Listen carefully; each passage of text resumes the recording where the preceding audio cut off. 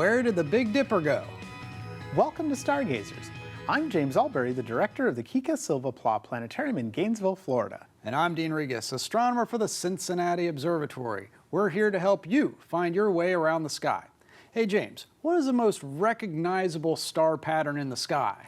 That would, of course, be the smiling Dean Regas asterism. Well, obviously, put any number of stars together and you might imagine that.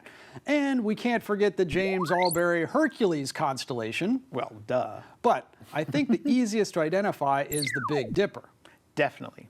There's something about those 7 semi-bright stars that grab your attention. And the Big Dipper is up almost all year round. Emphasis on the almost. Yes, and there is one season where the Big Dipper dips so low in the northern sky that it may become invisible. And that season is now. We're going to head out to the stars and show you where not to look for the Big Dipper in the sky. And when you can see it again. I know it may seem weird that we're doing a show on what not to look for in the night sky, but we don't want you to freak out when you step outside and not see the Big Dipper. The Big Dipper is always somewhere in the northern sky. We call it circumpolar since it can be seen making a complete circle around Polaris, aka the North Star. When you face north and watch the stars long enough, you'll notice that they move in a slow, counterclockwise circle around one point. That pivot point is the North Star. Any constellations near the North Star make a tiny circle around it, like the constellations Ursa Minor, which includes the Little Dipper stars, Cassiopeia the Queen, and Ursa Major, which includes the stars from the Big Dipper. But the Big Dipper can get low in the sky in its nightly journey around Polaris. So while most nights you can see the Big Dipper somewhere in the northern sky, for about 2 months it can skim across the horizon and be blocked by trees, buildings, or the ground itself. And so, on November evenings, you'll have a hard time finding the Big Dipper. Man, that's a bummer.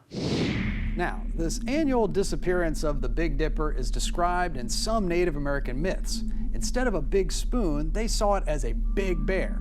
Now, the normal picture of the bear shows a body with a really long, stretched out tail.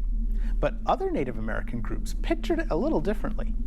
The Iroquois tribes saw the 4 stars in the spoon as the bear, and the 3 stars in the handle as 3 hunters. The first hunter is carrying a bow and arrow, the second is carrying a pot, and the third is carrying sticks to make a fire. Now look carefully at the second hunter. The bright star is called Mizar, but if you squint, you may be able to see a dimmer star above it. That is the star Alcor, and it can be seen with the naked eye too. Mizar can be the hunter, and Alcor is the pot on his shoulder. As the night moves on, it looks like the hunters are chasing the bear. Legend has it that when the bear is too low in the sky and becomes invisible, that the hunters finally caught him. And this happens on the evenings of October and November every year. And what happens to the trees every October and November, at least in the northern United States? Well, the storytellers would point to the changing leaves as evidence of a cosmic battle. Exactly. Now, this may be a little gross, but they would say that the first hunter had shot and killed the bear, and its blood fell from the sky and turned the leaves on the trees orange and brown and red. And that's why you can't see the Big Dipper in the night sky this fall. But don't worry, it'll be back. In fact, if you stay up past midnight, you can see it standing on its handle.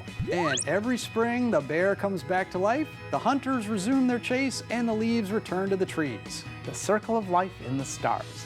It's all there when you keep looking up.